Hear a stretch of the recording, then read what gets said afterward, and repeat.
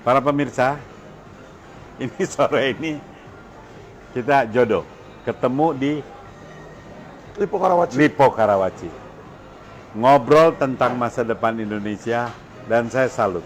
Alvin Lee ini berani, bukan sembarangan berani, tapi ada dasarnya dan memperjuangkan kebenaran. Saya salut benar. Nah, cuma dalam pembicaraan ini saya mulai tergerak juga tentang kasus makar saya. Bagaimana kalau menurut Alvin Lee? Jadi gini, saya ngelihat kasus Kolius ini udah dari lama ya. Saya perhatikan juga dari media surat kabar. Saya lihat dari perkembangan. Mereka tuh harus tahu definisi makar. Definisi makar itu udah ada tindakannya. Iya kan? Siapa yang melakukan, bagaimana rencananya, terus terjadi atau tidak. Iya kan? Yang namanya melakukan makar itu, jadi kayak gini contoh kok. Yang namanya pidana itu harus ada terjadi, harus ada kerugian. Oh, gitu Loh, ya. sekarang kalau dibilang saya melakukan pembunuhan, nggak ada yang dibunuh. Dibilang Alvin, kamu melakukan pembunuhan, kan lucu. Dan juga ini banyak yang terjadi. Itu ya dari oknum aparat kepolisian itu selalu melakukan hal-hal seperti itu. Saya pun juga sama nih, belum lama dituduhkan hal yang sama. Dibilang saya menghina penguasa. Oh iya. Gini loh ya, kalau yang namanya makar menghina penguasa atau mau melawan kekuasaan siapa yang mau dilawan?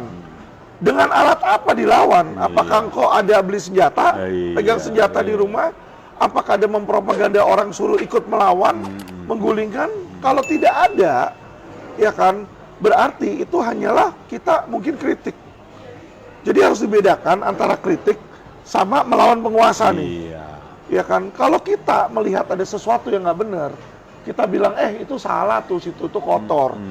Tiba-tiba kita yang dibilang, kamu mau melawan ya, nggak bisa. Ya, jadi kritik itu kita mengkritik sesuatu karena apa? Kita masyarakat, kita ingin negara ini berubah. Jadi ketika saya pun juga dibilang melawan penguasa di mana yang saya lawan? Betul. Kecuali kalau kita mau melawan misalnya ya kan, terbukti nih kita melakukan pembelian 1000 pucuk senjata dari Rusia. Sudah ada plannya nih, uangnya nih sudah disiapkan, pendanaan. Misalnya sudah ada pasukan-pasukannya di mana. Terus sudah ada rencana, mau ngebom misalnya pagi Polda, siang kita mau ngebom. Ini apaan? Orang ketemu, kok cuma ketemu dibilang makar.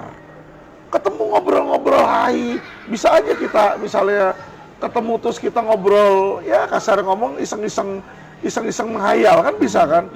Coba gue punya duit, saya akan rampok misalnya BCA, saya ambil 1 triliun. Cuma ngomongan basa-basi kayak begini, apakah saya bisa dikenakan pencurian terhadap bank?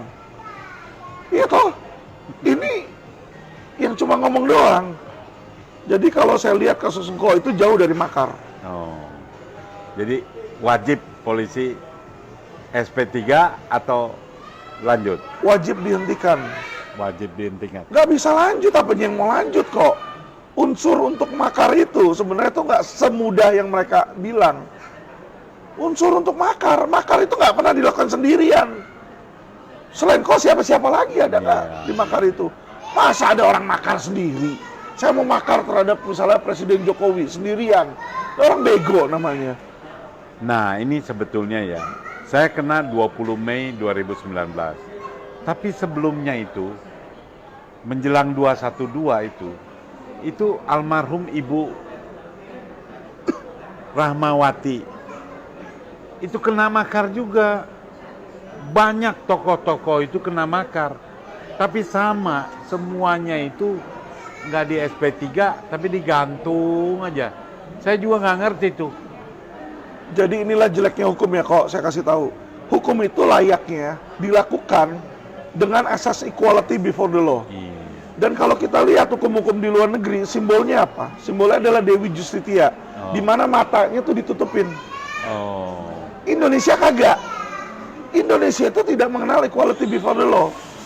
Dia tergantung siapa yang kena. Aduh, ngeri. Dan siapa yang laporin subjeknya.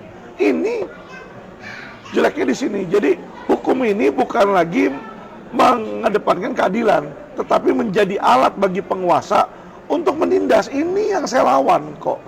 Ini yang saya lawan, nggak bisa seperti itu. Kita harus membedakan antara hukum sama politik. Hukum itu tidak boleh menjadi alat politik. Bahaya itu. Ketika itu terjadi, sudah bukan keadilan namanya, tapi kesewenangan. Itu yang mesti orang-orang ketahui. Catat tuh, bukan keadilan tapi Nah, kesewenangan. dengan dia melakukan tidak meng-SP3, itu sebenarnya polisi sudah kena pidana. Kalau kita ada lembaga lain nih di luar kepolisian, saya berani saya laporin. Kenapa? Itu ada pasal yang namanya 421 kok. Penyalahgunaan wewenang yang berisi setiap pegawai negeri sipil yang melakukan atau tidak melakukan kewajibannya itu kena pidana. Jadi kalau dia tahu dianggap engkau melakukan makar dengan tidak dijalankan, tidak diproses, dia sudah kena pembiaran 421. Dianya pun penjahat. Cuma sekarang ini kita hanya bisa melaporkan pidana kemana? Ke polisi. Kalau kita ngelaporin polisi ke polisi, ya nggak mungkin jalan.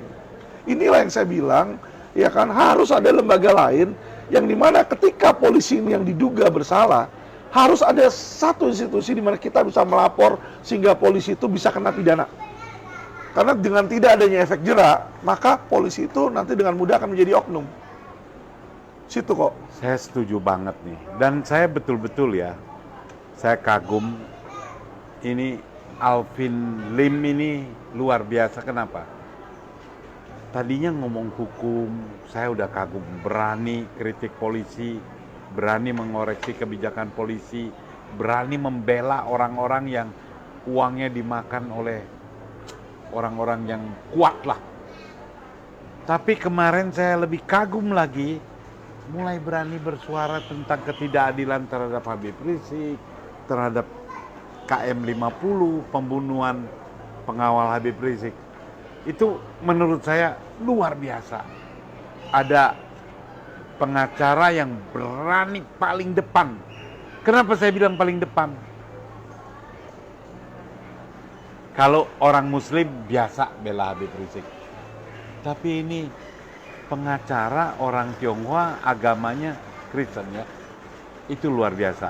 Dan saya betul-betul salut dan saya ikut bangga dan akan tetap memperjuangkan satu tentang SP3 saya ini. Tapi dengan penjelasan ini mungkin saya akan ikut bersuara. Polisi, dengarkanlah. Ini yang ngomong orang sekolah hukum yang bukan kaleng-kaleng nih. Saya kagum. Jadi tadi Pak, pendidikannya di mana aja Pak? Saya kuliah S1 pertama di Amerika, ekonomi, UC Berkeley ya. Oh, itu salah satu universitas Berkeley terbaik. sih udah top Terus lah. saya lanjutin S2 di University of Colorado Boulder. Melanjutkan CFP lagi di Florida State University, balik ke Indonesia, ambil SH di Gunung Jati, sama baru lulus S2 sekarang di Unpam. Rencana mau ambil S3 lagi dokter hukum situ. Jadi saya merasa bahwa di Indonesia ini ya kita banyak sekali apa yang dilihat itu tidak sama dengan apa isinya. Ya, jadi kalau bahasa hukumnya dasen dan dasolennya itu sangat berbeda jauh. Itu nggak boleh. Dasen itu maksudnya teori, sama pelaksanaan itu beda. Jadi kalau teorinya bilang equality before the law, ya kan, hukum adalah panglima, tapi realitinya uang adalah panglima. Nah ini yang berantakan di sini Pak. Ya. Gitu. Jadi buat apa kita cuma bicara doang, tapi kita tidak melakukan. Jadi maksudnya adalah polisi itu ya bagi saya itu cuma bicara doang tapi nggak melakukan. Contoh, ya kan Kapolri bilang di situ ikan busuk dari kepalanya. Sekarang dia sudah tahu yang busuk misalnya Ferdy Sambo dan tim-timnya nih mereka yasa. Kepalanya siapa? Pertanyaan saya. Loh, itu hati-hati loh kita bicara. Iya. Saya bukan ngatain dia loh, dia yang bilang sendiri loh, ikan busuk dari kepalanya. Dan lagi dia sempat ngomong 2 level di atas dia akan ditindak. Jadi kalau ada orang yang bersalah, 2 levelnya dia ditindak. Sekarang Ferdy Sambo itu levelnya apa? Bintang 2. 2 level di atasnya berarti 1 Bintang level 3. di atasnya bintang 3, 1 level di atasnya lagi atau 2 level di atasnya itu bintang 4. Bintang 4 siapa? Itu cuma dia doang. Ini sangat-sangat memprihatinkan. Kenapa? Ya kalau kamu nggak bisa melakukan, ya jangan ngomong. Kalau saya merasanya cuma gitu. Kalau kita bilang menjanjikan ke masyarakat, saya akan melakukan ini, tapi cuma janji, tidak dijalanin. Apakah bukan itu yang namanya pencitraan?